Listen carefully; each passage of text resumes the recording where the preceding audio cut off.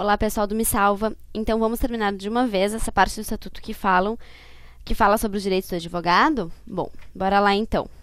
A primeira coisa que eu queria ver com vocês, então, se refere à imunidade profissional. Na verdade, os advogados têm, então, conforme previsto no estatuto, essa chamada imunidade profissional. O advogado, então, quando ele está no exercício da sua profissão, ele não pode ser acusado do cometimento de injúria e difamação.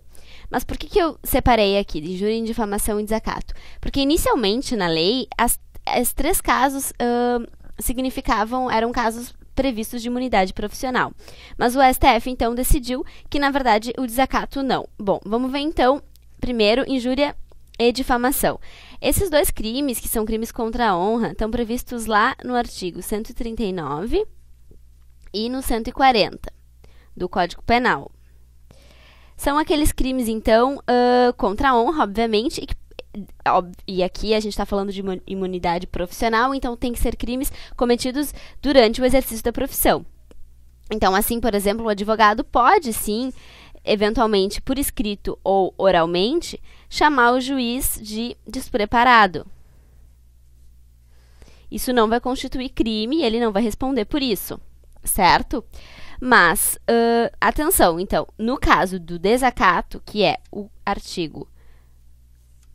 crime de desacatar funcionário público no exercício da sua profissão, que está previsto lá no 331 do Código Penal, o STF decidiu que o desacato não constitui um caso de imunidade profissional, então que o advogado não pode cometê-lo durante o exercício da profissão.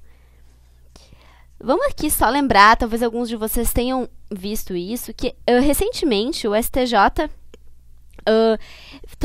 proferiu uma decisão sobre, na verdade, a inconstitucionalidade do desacato diante de normas internacionais, na verdade, de convenções internacionais de direitos humanos.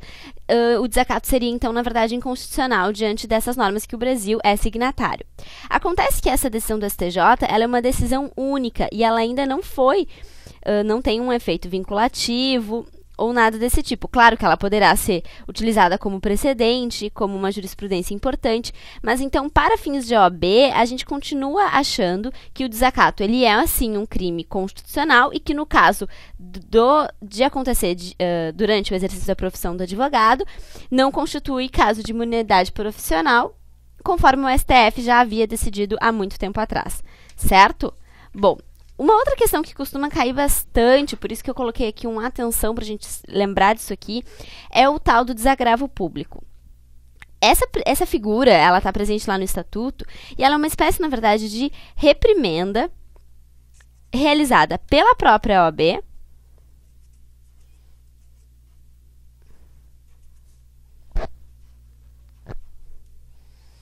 então, na verdade, não é uma reprimenda do advogado que foi ofendido, mas é uma reprimenda da OAB em nome do advogado. E ela tem, então, uma característica, digamos assim, de representatividade. Como se a OAB tivesse, sabe assim, aquele popular tomando as dores, mais ou menos isso. E em razão dessa representatividade, que se vocês lembrarem, a gente falou um pouco sobre esse dever da OAB de zelar pela dignidade dos advogados e da classe dos advogados, porque lembrando que o advogado ele nunca pode atuar achando que ele é um sozinho na multidão, ele sempre vai estar com os seus atos e as suas ações no exercício da profissão representando a chamada classe dos advogados. E é por essa razão, então, que existe essa figura do desagravo público. Porque a OAB, então, ela pode, de alguma forma, representar o advogado numa eventual, enfim, um eventual problema. Eventualmente, por exemplo, se o advogado... Aqui a gente poderia ter um exemplo de um advogado que teve algum problema com o juiz ofendeu ele, algo nesse tipo, então poderia haver esse desagravo.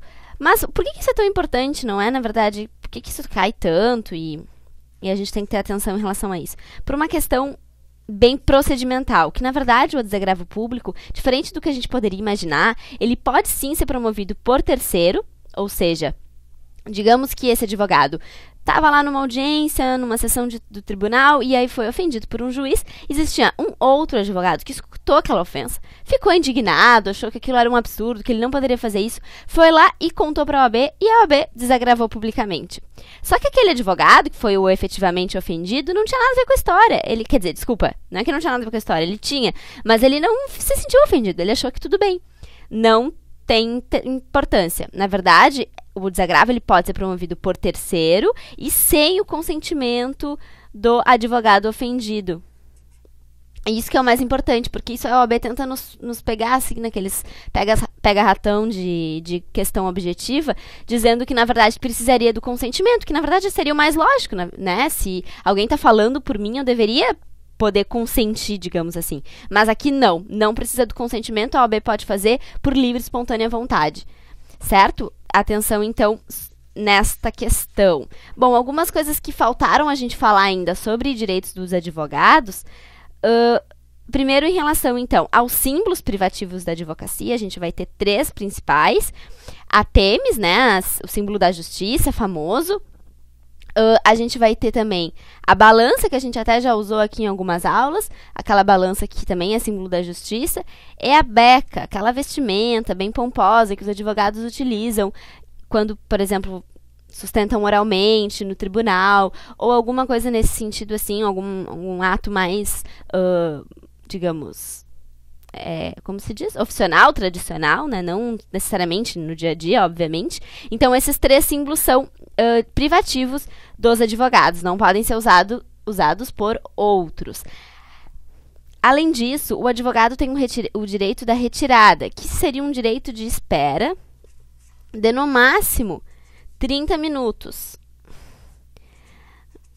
Para a ocorrência de alguma audiência ou algum ato judicial. Esses 30 minutos de espera, então, seria o máximo que o advogado poderia esperar. Só que não são em todos os casos, porque vamos lembrar aqui que são apenas o advogado, então, poderia dizer, olha, esperei mais de 30 minutos, não preciso esperar mais, mas só no caso de atraso do magistrado. Então, isso não vai acontecer, por exemplo, se as audiências atrasaram por motivo diverso, sei lá, se as próprias testemunhas atrasaram ou alguma coisa aconteceu fora do normal. Não, só no caso do atraso do magistrado, então o advogado não precisa esperar mais que 30 minutos.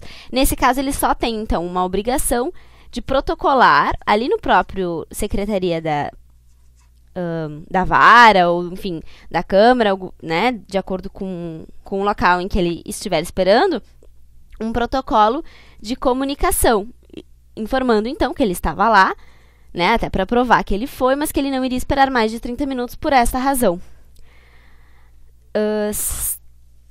Ainda mais algumas questões que a gente tem, digamos assim, extras de direitos dos advogados, referem-se então aos ambientes e ao sigilo. O primeiro deles, o que eu queria falar com vocês, então, são aquelas famosas salinhas da OAB. São os ambientes de todas as instituições onde ocorrem os atos judiciais, que podem ser utilizados, então, pelos advogados. Só que isso aqui é um direito, isso que é importante a gente saber, não é simplesmente uma firula, ou não é facultativo, ele é um direito do advogado.